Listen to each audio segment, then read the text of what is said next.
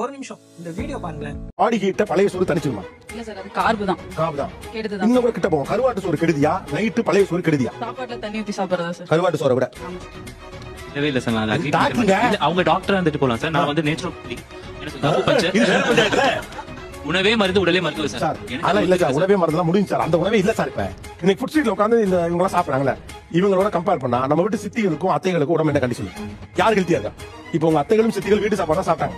அவங்க மாசம் ஒரு ஹோட்டல் போனா பெருசு. சரியா? வீட்டு சாப்பாடு வந்து ஆட்டோமேட்டிக்கலி ஹெல்தின்னு சொல்றது ஃபர்ஸ்ட் தப்பு. நம்ம ஒரு டெலியூஷன்.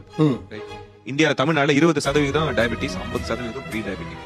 அதனால தான் இப்போ நீங்க கார்போஹைட்ரேட் தான் ப்ராப்ளம். நீங்க வெளியில சாப்பிடுறது மாத்திரம் ப்ராப்ளம் இல்ல, வீட்டுல சாப்பிடுறதும் ப்ராப்ளம் தான். நம்ம கோபி நான் என்ன கேக்குறான்னா, பழைய சோறு பாடி ஹீட்டை ரெடியூஸ் பண்ணுமா அப்படின்னு வந்து நம்ம டாக்டர் கிட்ட கேக்குறாங்க. அவங்க இது அப்படிலாம் கிடையாது, ரைஸ்ல தண்ணி ஊத்தினாலே அது நம்ம உடம்புக்கு வந்து கெடுதல் தான், அது ஃபுல் அண்ட் ஃபுல் வந்து காப்ஸ் தான் அப்படின்னு வந்து ஒரு ரிப்ளை வந்து கொடுக்குறாங்க. நாம தெரிஞ்சுக்க வேண்டியது என்னன்னு பாத்தீங்கன்னா, ஃபெர்மெண்டட் ரைஸ் குட் அப்படின்னு ஒரு குரூப்பும் ஃபெர்மெண்டட் ரைஸ் பேட்னு ஒரு குரூப்பும் நம்ம சொசைட்டில காலங்காலமா இருந்துகிட்டே வருது.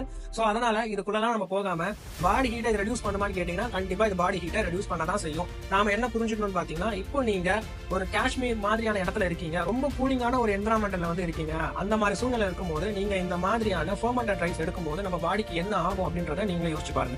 இதே நீங்க வந்து சவுத் இந்தியா சைட்லயோ இல்ல சம்மர் சீசன்ல இருக்கீங்க அப்படின்னும் போது ஆட்டோமேட்டிக்கா நீங்க சில்லா சாப்பிட தான் உங்களுக்கு தோணும். அப்படின்றப்போ இந்த ஃபெர்மெண்டட் ரைஸ் அதுல மோர் ஊத்தி அதுல வந்து வெங்காயம் போட்டு பச்சை மிளகாய் போட்டு நம்ம சாப்பிடும் போது அது நம்மளுக்கு ரொம்பவே வந்து நம்ம பாடிக்கு வந்து நல்லதா வந்து தோணும். சோ இடத்தை பொறுத்து ஒவ்வொரு ஃபுட்டுமே வந்து மாறும். சோ அதுல வந்து நம்ம வந்து உள்ள போக வேண்டாம். இந்த ஃபெர்மெண்டட் ரைஸ் வந்து நம்மளுடைய பாடி ஹீட்டை ரெடியூஸ் பண்ணதான் செய்யும்ன்றதுல எந்த ஒரு மாற்று கருத்தும் கிடையாது. செகண்ட், அண்ணா என்ன சொல்றாருன்னா, நம்மளுடைய உணவே மருந்துன்ற கான்செப்ட் எல்லாம் முடிஞ்சு போச்சு, அதெல்லாம் வந்து பழைய காலம் அப்படின்னு சொல்றாரு. இதுல வந்து 100% வந்து நான் வந்து ஏத்துப்பேன். என்ன ரீசன்னா, விவசாயிகள் வந்து ப்ரொடக்ஷன் இன்க்ரீஸ் பண்றதுக்காகவும் அவங்க பூச்சிக்கொல்லி அதிகமா யூஸ் பண்றதுனாலயும் நம்மளுடைய ஃபுட் வந்து தரம் வந்து குறைஞ்சிருச்சு. சோ அதெல்லாம் வந்து அண்ணா வந்து சொல்றாரு, உணவே மருந்துன்ற கான்செப்ட் எல்லாம் முடிஞ்சு போச்சு அப்படின்னு வந்து சொல்றாரு.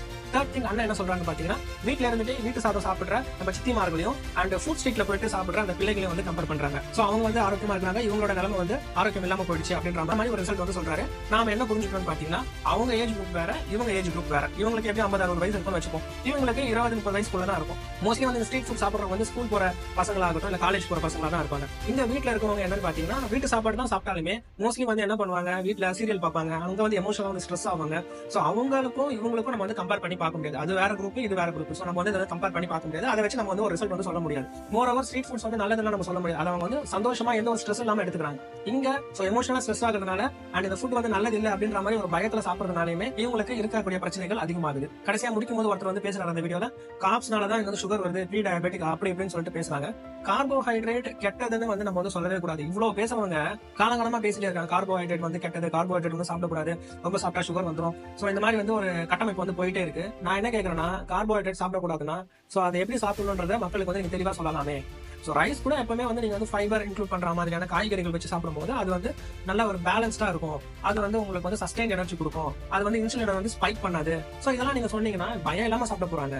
பயம் இல்லாம சாப்பிட்டாலே நோய் இல்லாம இருக்கலாம். சோ பயம் இல்லாம சாப்பிட்டாலே ஸ்ட்ரெஸ் ஆகாம இருந்தாலே அவங்களுக்கு அந்த பாடி வந்து அந்த ஃபுட்டை வந்து அக்செப்ட் பண்ணிக்கும். சோ இந்த மாதிரி கோடிக்கணக்கான பேர் பார்க்கக்கூடிய ஷோல இந்த மாதிரி ஏதாச்சும் வந்து காப்ஸ் வந்து கெட்டது, சோ அது வந்து ஃபுல்லாவே காப்ஸ் வந்து எடுத்தீங்கன்னா இது மாதிரி ஆயிடும். உணவு எடுக்கும்போது பயந்து எடுக்கும்போது தான் நம்மளுக்கு நோய் வரும். சோ பயப்படாம நல்லா ஹெல்த்தியா சாப்பிடுங்க, நல்லா எக்ஸசைஸ் பண்ணுங்க, ஹெல்த்தியா இருங்க. இதே போல நெக்ஸ்ட் அவேர்னஸ்ல உங்களை பார்க்க